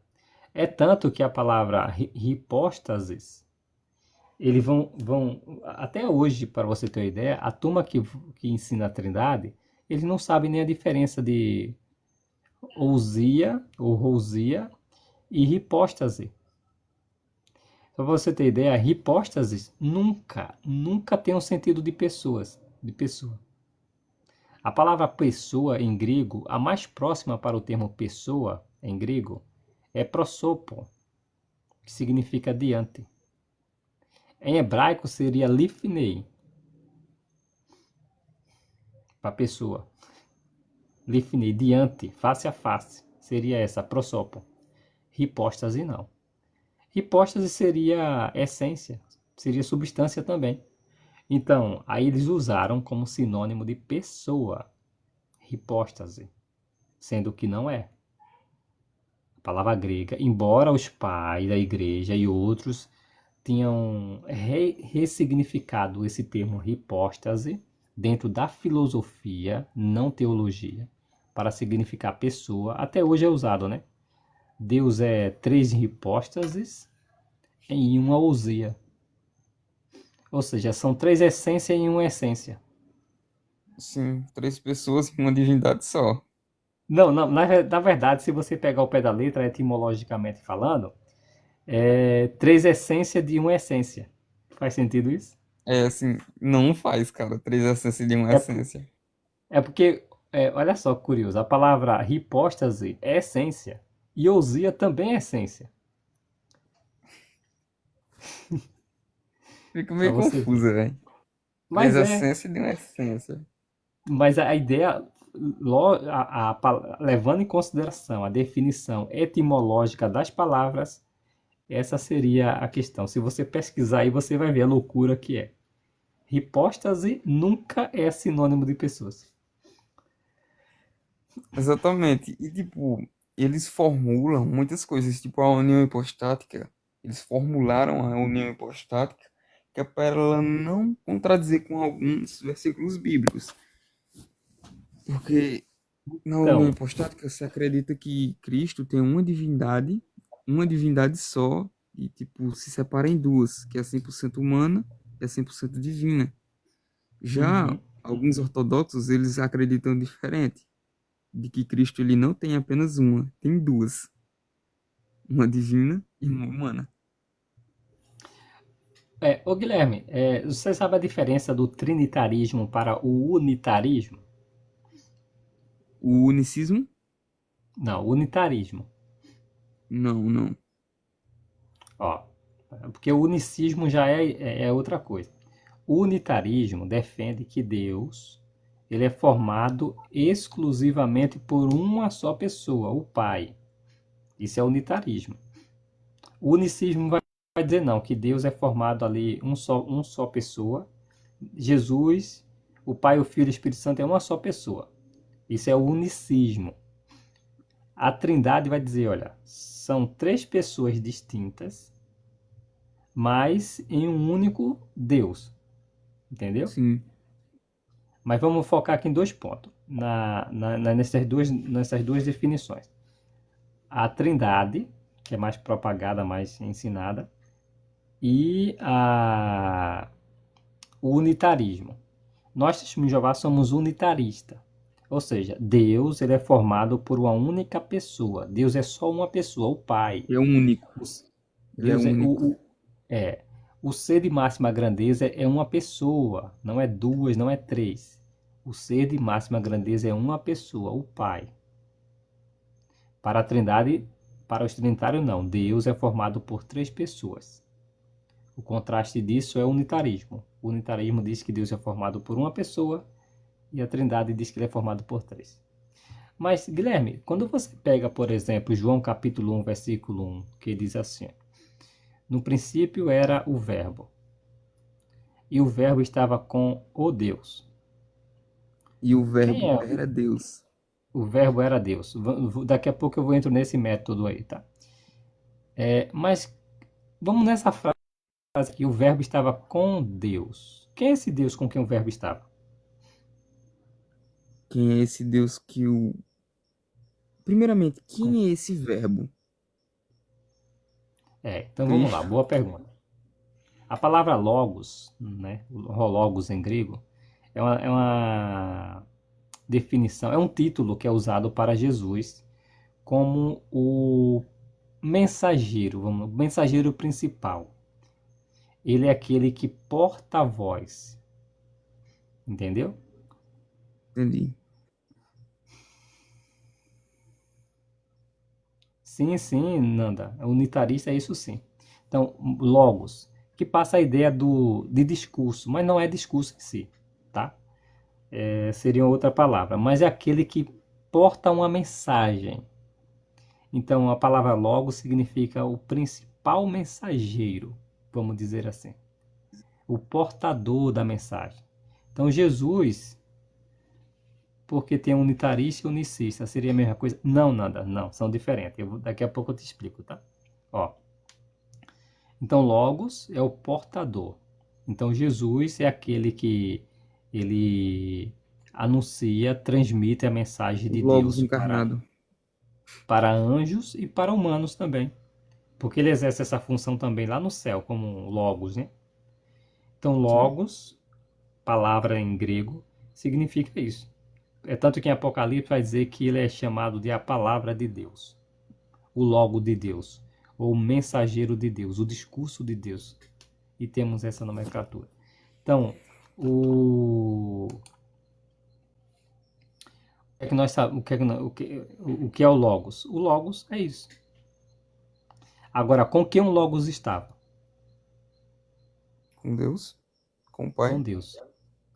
Olha aí. Tá vendo? Mas quando o Trinitário, Guilherme, disse que o Logos estava com o Pai, nós temos dois problemas nisso aí, para o Trinitário. Primeiro, isso aí é unitarismo, não é? Você está dizendo que Sim, Deus é formado por quantas pessoas? por duas. Não, o Logos estava com quem? Não, com o pai, uma. Então, Deus é uma só pessoa. Isso é unitarismo. Sim, é Deus é unitarismo, formado. não é trindade. Trindade. Exato. Se o Verbo estava com Deus, ele não é esse Deus com que ele estava. E quando o Trinitário diz, não, esse Deus é o Pai, opa, peraí, você está dizendo que Deus é formado por uma única pessoa. Isso é unitarismo. Isso é o que os judeus e as testemunhas de Jeová ensinam sobre Deus. Deus é formado por uma única só pessoa, não três. Entendeu aí? Entendi. O Aí, ponto um em pouco mais questão, adiante. o Pode citar o problema em ponto em questão, questão. vou citar, tá? O outro problema é que o seguinte, João não disse que o verbo estava com o Pai. Ele disse que o verbo estava com Deus. Lá é ton theon, que é a declinação da palavra theos em grego. O próprio João tivesse de a palavra estava com o Pai. Opa, peraí. Terceiro problema. Se a palavra, se o termo Deus é sinônimo de Pai, então ele teria que ser sinônimo de Pai também na última sentença. Então isso não seria um argumento nem unicista, nem unitarista, nem trinitarista. Seria unicista, porque se eu lesse assim, ó, a palavra estava com o Pai e a palavra era o Pai. Isso aí seria unicismo, né? Sim. Então nós teríamos um problema sério nisso. Então, olha só. Para quem é trinitário, ora a palavra vai significar o Pai, ora vai significar uma essência, por exemplo. Ou seja, isso é mais, Guilherme, uma questão muito mais filosófica do que o teológica, o que a Bíblia diz, realmente diz. Entendeu? Mas quando a interpretação que nós entendemos, as testemunhas de Jeová entendem, é o seguinte: a palavra, que é Jesus Cristo, estava com o Deus Supremo, o Todo-Poderoso. E a palavra era um ser divino. Agora vamos entender por quê. Eu vou te mostrar aqui. Eu não sei se você já ouviu falar dessa Bíblia aqui. Ó.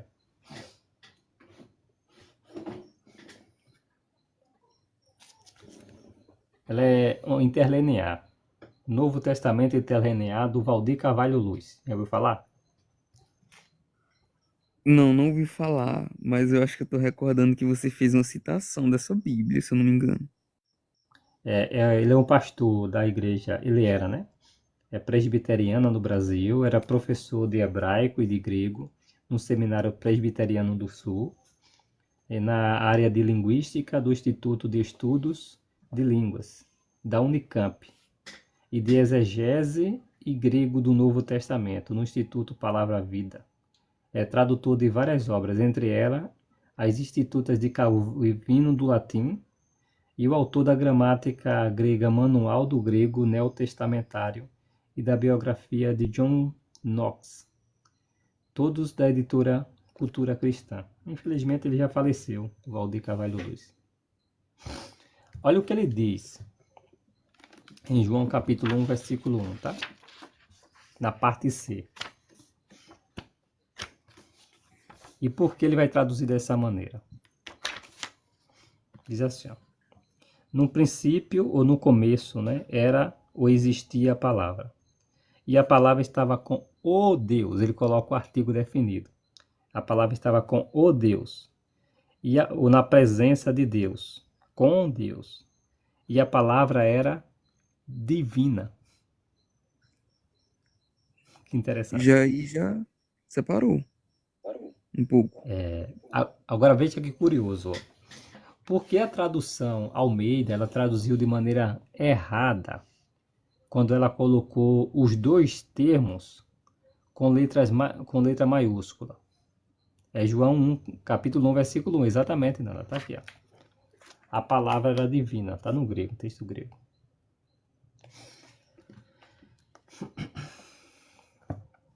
Por que essa segunda sentença aí, Guilherme, não pode ser traduzido com letra maiúscula?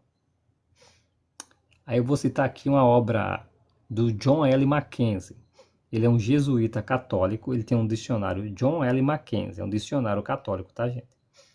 Ele vai citar esse texto aqui, e ele diz o seguinte, ele também é tradutor. Ele diz, a palavra era, a palavra que vai ser kai, theos, en logos, deve ser rigorosamente traduzida. E a palavra era um ser divino. Por quê? Porque a palavra, aqui theos está sem artigo.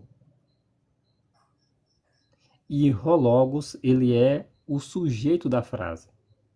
Logo, theos não pode ser traduzido com letra maiúscula nessa última sentença. Por quê? Porque theos aqui é uma qualidade do hologos. Ou seja, é uma qualidade da palavra. De modo que não pode ser traduzida, e a palavra era Deus com letra maiúscula. Porque senão confunde o leitor achando que o Sim. Deus com quem o logo estava seria ele mesmo. Exatamente. Por isso que você fez a citação dessa Bíblia, desse cara, que ele fala que a palavra era divina. Exato. Eu tô com a O Bíblia aqui John L. católica e eu vou abrir também. O John L. Mackenzie, o John L. Mackenzie vai traduzir, vai dizer assim: esse termo deve ser traduzido rigorosamente e a palavra era um ser divino. Ele diz, deve ser rigorosamente traduzido assim. Por quê? Eu vou citar uma outra obra aqui, tá?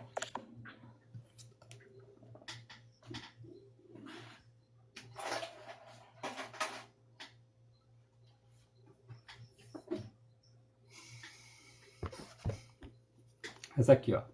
É o Mavi Vicent. Ele também é publicado pela CPAD, Casa Publicadora das Assembleias de Deus. Ele trabalhando aqui, João capítulo 1, versículo 1, na última sentença, e o verbo era Deus, kai theos en logos, ele diz o seguinte, ó, na ordem grega, e Deus era o verbo. Contudo, theos, Deus, é o predicado, não sujeito da proposição. Ou seja, o predicado, ele é uma qualidade do verbo, não é? O sujeito deve ser o verbo, pois João não está tentando mostrar quem é Deus, mas quem é o verbo. Observe que theos está sem artigo, que não poderia ser omitido se ele pretendesse designar o verbo como Deus. Curioso, né? Porque nesse Muito. caso, theos seria ambíguo, talvez um Deus. Curioso. Um Deus. Sim. Sabe qual a única tradução em português que vai verter assim? Um Deus? Qual? A da Shishmin Jeová. E a obra admite aqui. Por quê? Porque aqui é um atributo do Logos. Gente, isso é uma obra da CPAD, tá? O dicionário John L. Mackenzie eu não tenho, mas ele tem essa citação também. Então é uma obra católica e uma obra protestante dizendo isso.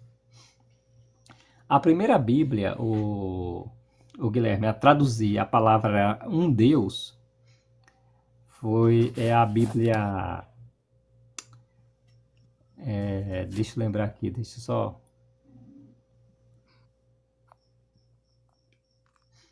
Ok, Marcos, te envio sim. Te envio sim. É a Bíblia. Ai, gente, fugiu da mente agora. A Vulgata? Não, o Copta Saídico. Travou aqui para mim. Ó, o Copta Saídico. Olha que curioso, vou contar esse negócio interessante para você. Conte. Tá me ouvindo? Tô sim. Só que tua imagem tá travada. Pois é, deu uma travada aqui também pra mim. Deixa eu ver só se volta aqui, tá? Aham.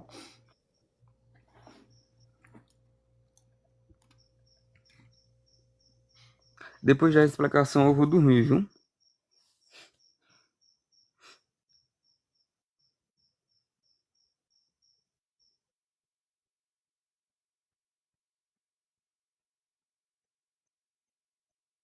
Agora não dá pra te escutar, Roberto.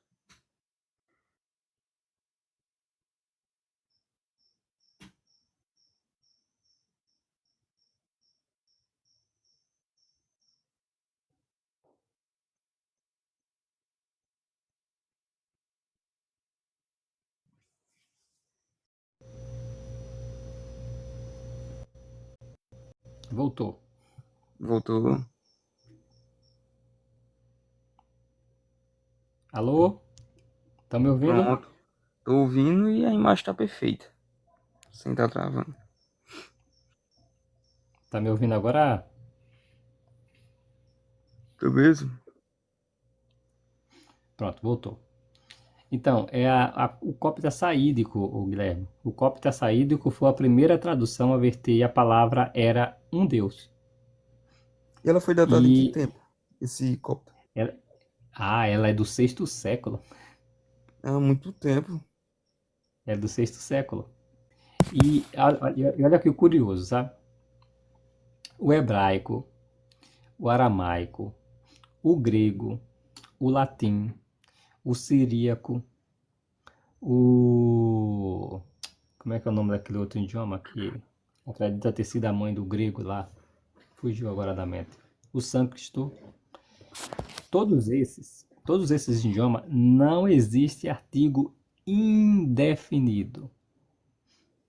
Não existe artigo indefinido. Existe artigo definido. Então, quando eu quero dizer um rei, por exemplo, em hebraico, um rei, eu escrevo sem artigo. Um rei em hebraico seria Mele. Se eu quisesse dizer o rei em hebraico, eu falaria Hamele, com artigo. Tá? Sim. Se eu quero dizer um filho, eu falo Ben. Se eu quero dizer o filho, eu falo Raben, o filho. Então é assim.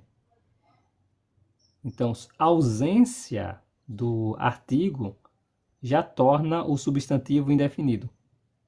Isso acontece não só com o hebraico, acontece com o grego, com o latim, com o sânscrito, com o todos esses idiomas. Só que, Aramaico, só hebraico. que é o aramaico, o hebraico. Só que o cópita é um idioma que existe artigo indefinido. E a primeira vez que foram traduzir para o cópita, para uma língua que existe artigo indefinido, eles traduziram e a palavra era um Deus. E esse idioma é falado antes do Concílio de Nicéia, lá no Egito. É um dialeto falado no Egito. É do segundo século ele. Então Muito a tempo primeira Bíblia antes. oi? É muito tempo antes dessa doutrina da Trindade e dessa tradição aí. Exatamente. Então, a tradução mais correta é essa. Quer ver uma prova disso? Ó, esse aqui eu vou te mostrar, tá? Ó. É tanto que eu estou com aqui a Bíblia de Jerusalém. É claro que a maioria das Bíblias não vai verter isso, porque isso feriria a crença trinitária, né? Mas olha que Exatamente. curioso, olha que curioso isso aqui, ó. Eu estou aqui com a Bíblia de Jerusalém. Bíblia de Jerusalém. Eu vou abrir aqui em Filipenses.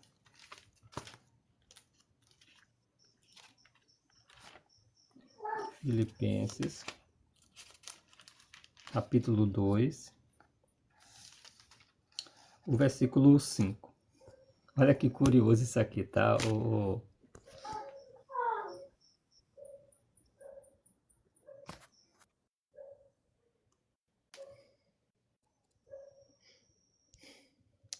Olha que curioso isso aqui, ó.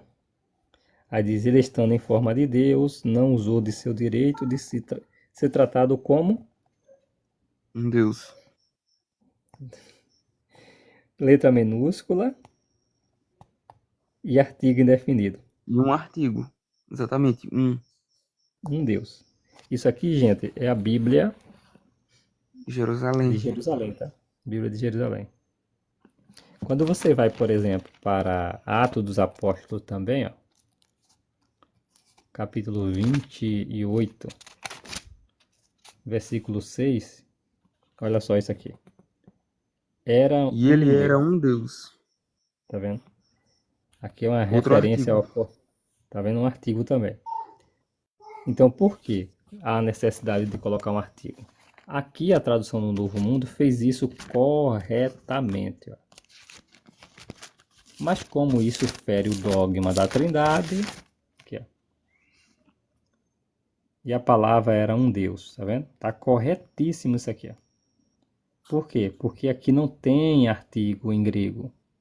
Nesse caso aqui, Deus com letra maiúscula, aqui tá certo, não precisa do artigo aqui, mas precisa colocá-lo com letra maiúscula, porque esse Deus aqui é o ser supremo. Agora, esse Deus aqui, olha, ele é uma qualidade da palavra aqui, ó. Tá dizendo que a palavra era um Deus, um ser divino.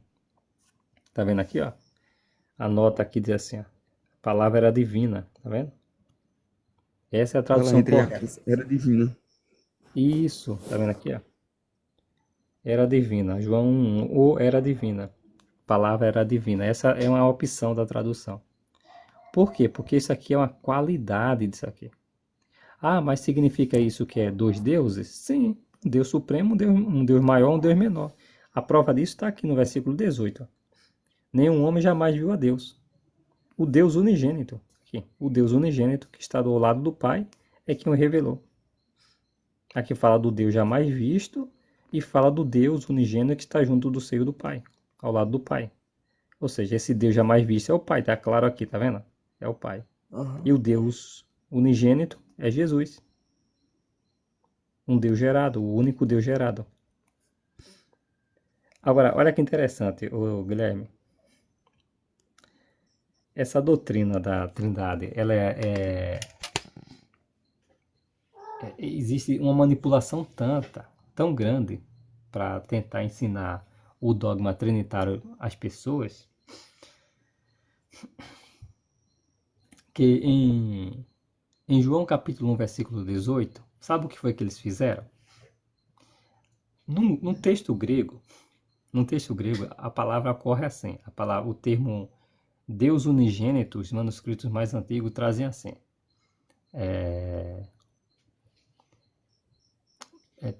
Monogenes theos. Só que os trinitários, quando viram isso, ficaram desesperados. Por quê? Perplexos. Porque fala de um Deus jamais visto e fala de um Deus gerado.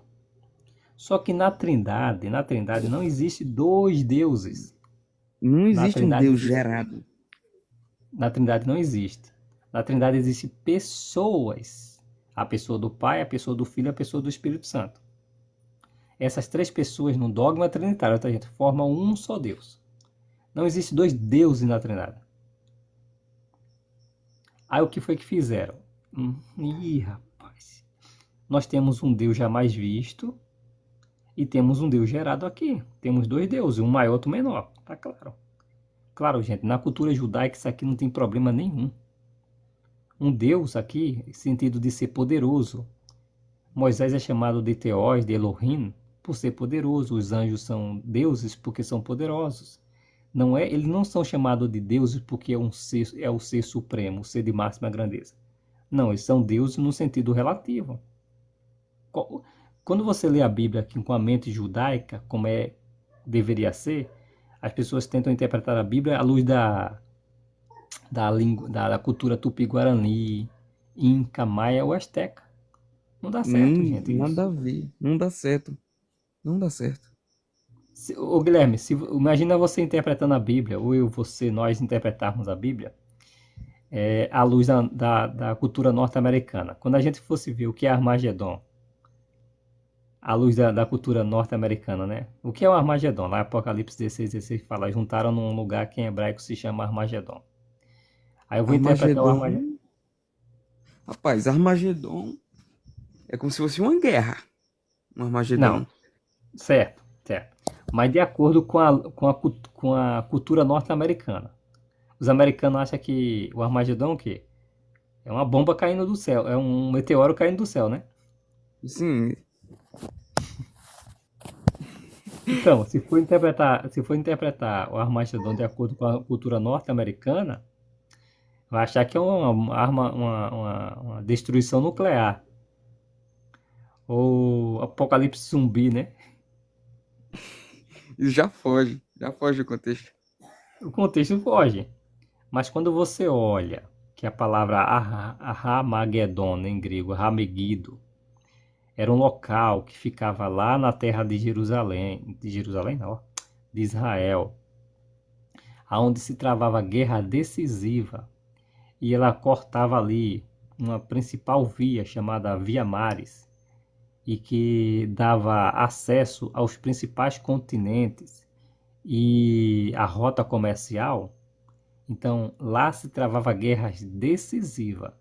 Quem controlava Meguido controlava o comércio. Então por isso que lá se travava a guerra decisiva. Quando João ouviu falar de Armagedon, Ramegido, ele logo entendeu: guerra final, guerra decisiva. Não é incomum associar um local a um acontecimento. Na cultura judaica é assim: quando a água dos israelitas se tornar amarga, lá diz assim, o local onde a água se tornou amarga se tornou o nome Mara, porque Mara em hebraico significa amarga. Maimara. Maimara é água Ô, amarga. Roberto. Ô, Roberto. Oi? Eu vou descer, que eu vou dormir, viu? Que amanhã eu tenho aula. Beleza, Guilherme. Amanhã o senhor vai fazer live? Dependendo de que hora eu chegar, eu faço sim. Oi, Carla, boa Pronto. noite. Se o senhor fizer live, eu subo e a gente termina esse assunto, viu? Pronto, beleza, mano. Bom descanso pra você. Então, obrigado aí. Eu vou te mandar É, meu zap, aí a gente conversa pelo zap também. aham. Pode mandar aí no meu PV. Manda sim, Guilherme. Um abraço, bom descanso pra você, tá?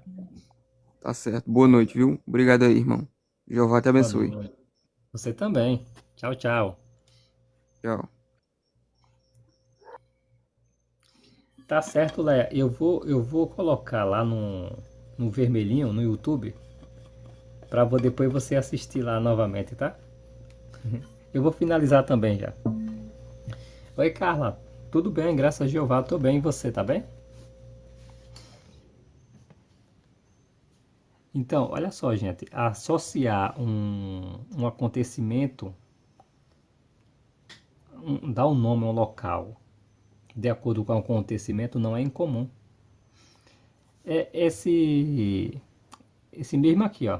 Se você vir na minha BIOS, você clica lá, você clica e você tem um endereço lá do vermelhinho lá. Aí você clica e você é direcionado lá para, viu? Aí você tem acesso lá. Tem algumas lives que eu coloco lá, alguns, irmãos, eu queria rever essa live aí, eu acabo postando lá. Tá bom? Ô Nanda, então são alguns assuntos que com o tempo, Nanda, você vai dominar isso aí facinho.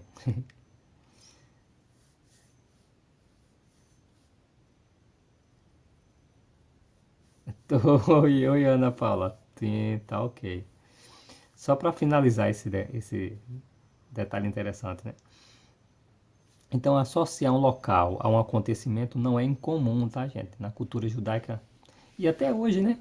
Por exemplo, quando você lembra de Hiroshima e Nagasaki, o que é que vem à sua mente? Não está associado a alguma coisa, né? Quando você talvez cita o Haiti, não lembra? No meu caso, eu lembro muito o terremoto, né? De 2010. Quando se fala de Torres Gêmeas, não é? A gente associa logo, né? A atentado que ocorreu lá no 11 de setembro. Hiroshima, a gente associa logo a Chernobyl. Então, associar um local a um acontecimento não é incomum. Então, o apóstolo João estava associando o termo Armagedon, é 11 de setembro, né? Aí o João estava associando ali Armagedon à guerra decisiva, porque era isso que se travava lá no, em Megido. Hamegido, né? Ra em hebraico, tá, gente? É monte. Guido. Megido é o local lá, Megido. Então, a guerra decisiva. Então, note, não é incomum associar um local a um acontecimento. Agora, o ponto é traduzir, entender a Bíblia de acordo com a cultura local não dá certo. Você tem que entender dentro da cultura em que ela foi escrita. A Bíblia foi escrita pelos judeus.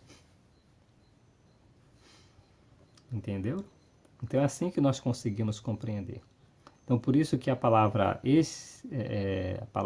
Deus em hebraico, em grego, ela não é exclusiva do ser de máxima grandeza.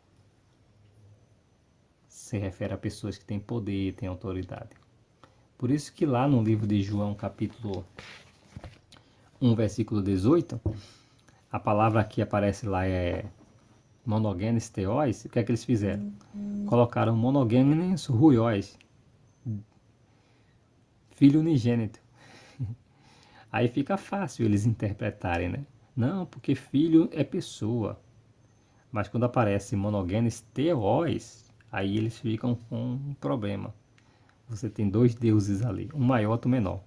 Isso para eles é o fim da linha para os trinitários. Gabriel, só a Gila é o povo? Sim, Gabriel, é a Gila.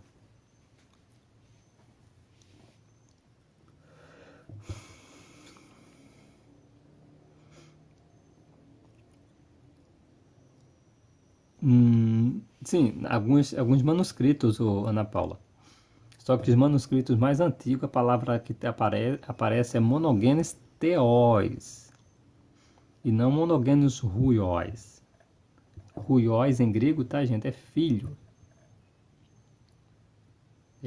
Monogenes theos, tá? Sim, monogenes theos.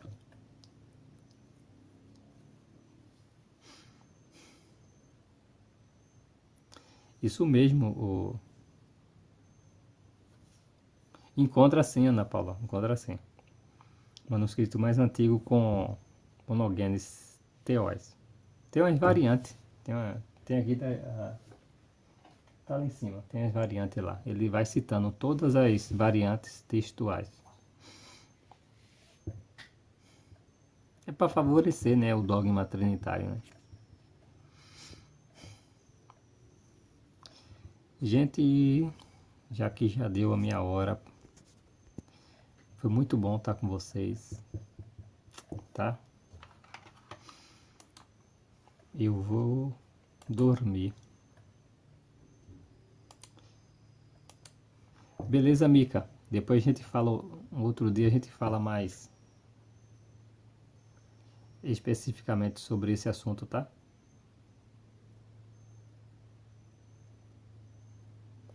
Vamos dormir, gente. Eu tô com sono também.